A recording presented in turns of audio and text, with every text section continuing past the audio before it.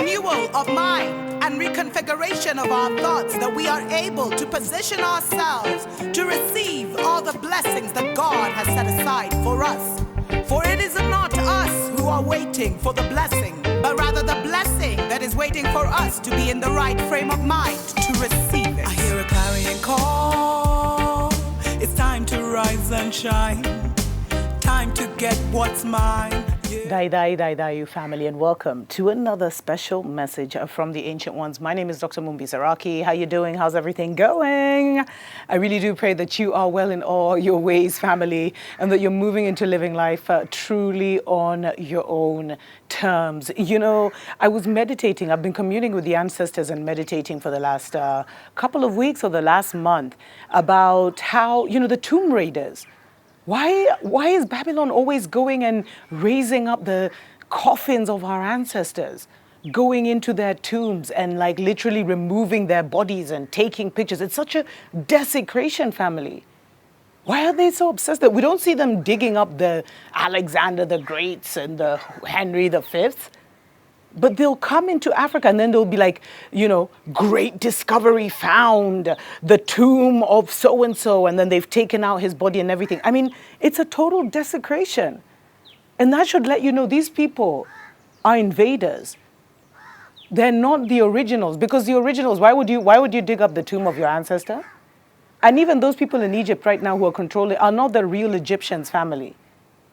And it's funny because there's a lady who sent me an email and she was talking about how, my show had really helped her to awaken and it led her to going to Egypt. And she's jet black, that beautiful ebony.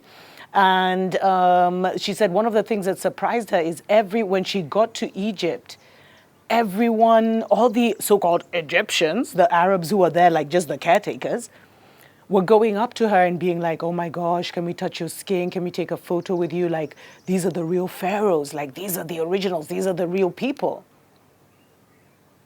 And then I saw somewhere that they were saying that they might have now finally discovered the tomb of Cleopatra and they were going to dig it up. And I was getting so angry.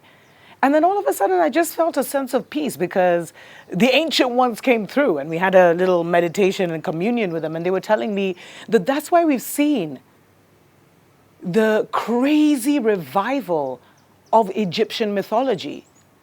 That's why now all the goddesses and the gods of ancient Egypt are back alive, because they went into their tombs and they unleashed something. And those tombs may have been to carry our ancestors to another realm. But they also had a purpose here as a key, as an unlocking.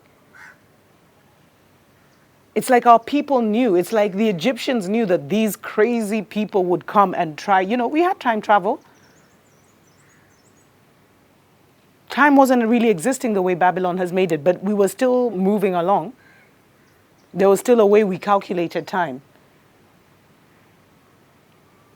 And our ancient magicians had time to go into, they had the powers to go into the future and go into the past and see what was to come.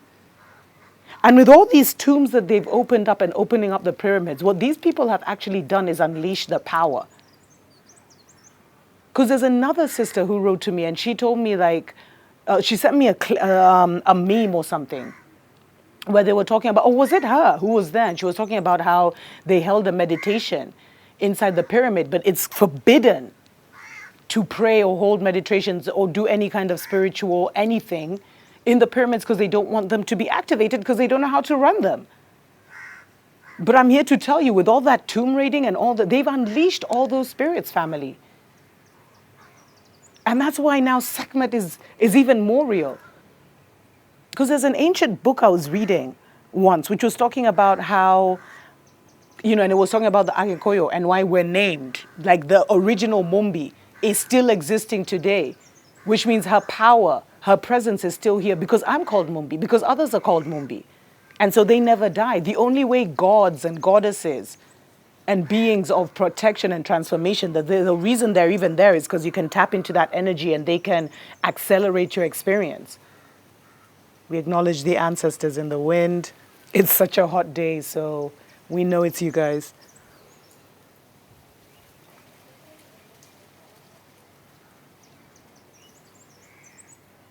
Give thanks.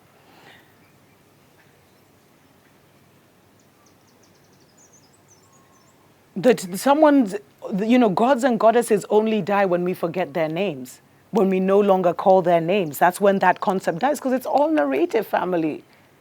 Our thoughts create our experience. We're spiritual beings from other realms who have come here to have this physical experience. And there are also those who are from here, permanently from here. But as the Bantu, for example, we're the people of the sky, who were invited to make our home here as well, to have some of our beings be here as well.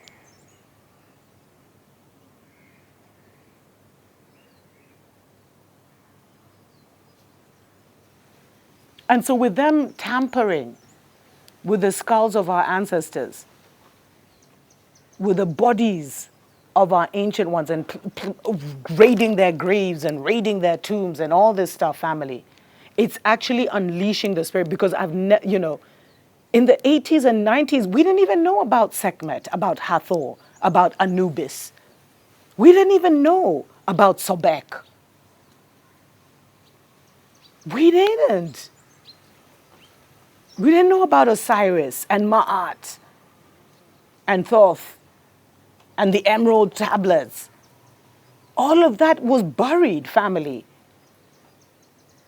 And you see, in their desire for this knowledge, for this power that can never be theirs, because it's something that the Most High gave us. Like, we're not free to give it to other people, but you can see the manifestations.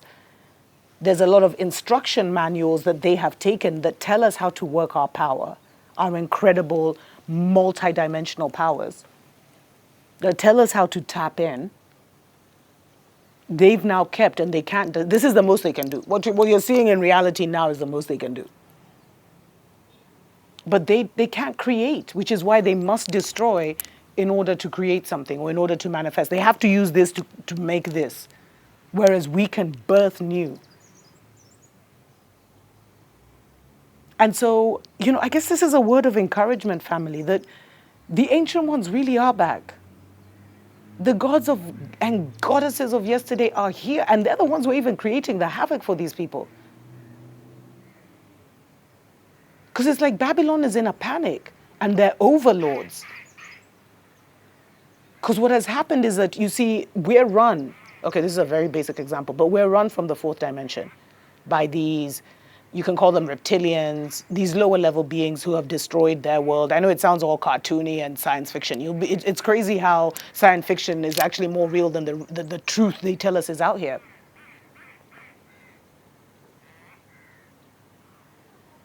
And basically,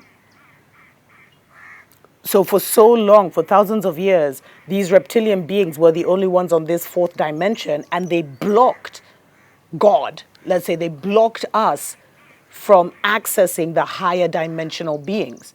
And we were in the darkest of times. So we didn't even have the vibrational connection, but we've shifted now into a whole new part of the galaxy, if I can say that. I don't want to get too complicated.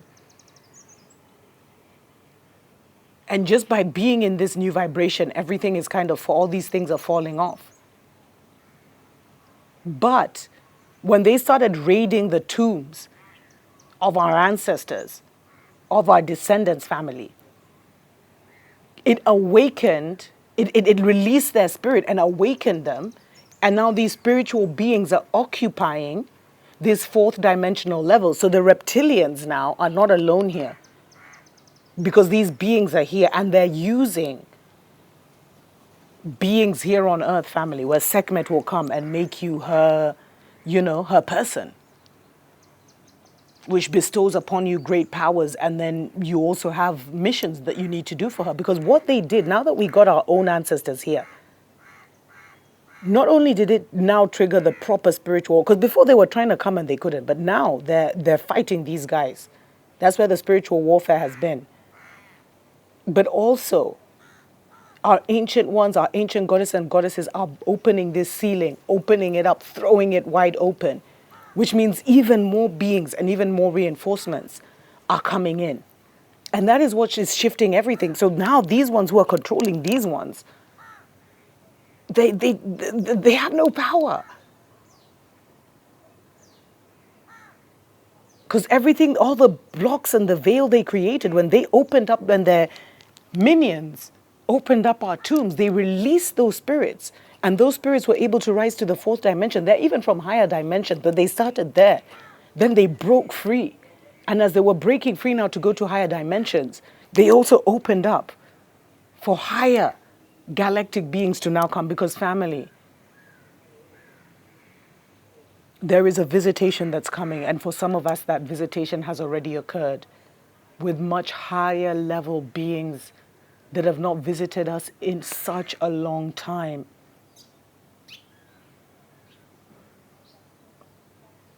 And it's like, they're playing around by saying Cleopatra is like, I think, one of the final tombs that they need to find. It's like an obsession for them. But when they find Cleopatra's tomb, that's when they're really going to accelerate their demise.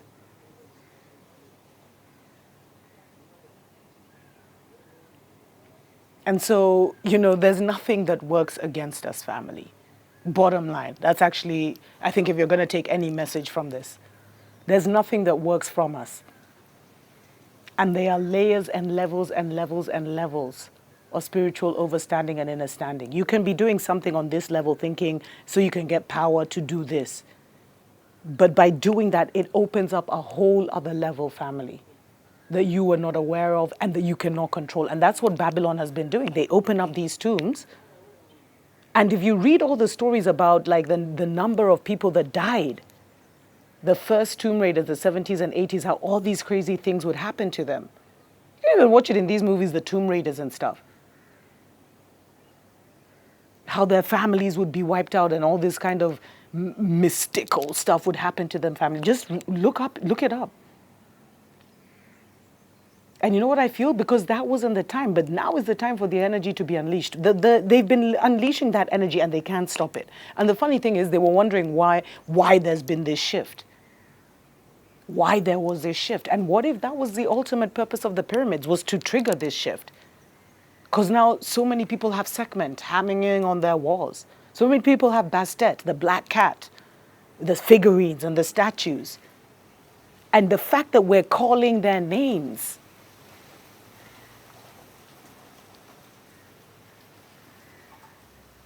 the fact that we're calling them names, family, means that they're here with us. Tuko pamoja. Hear a clarion call. It's time to rise and shine. Time to get what's mine, yeah. And I want it all, beyond the riches of the world, to the promises of God for my life.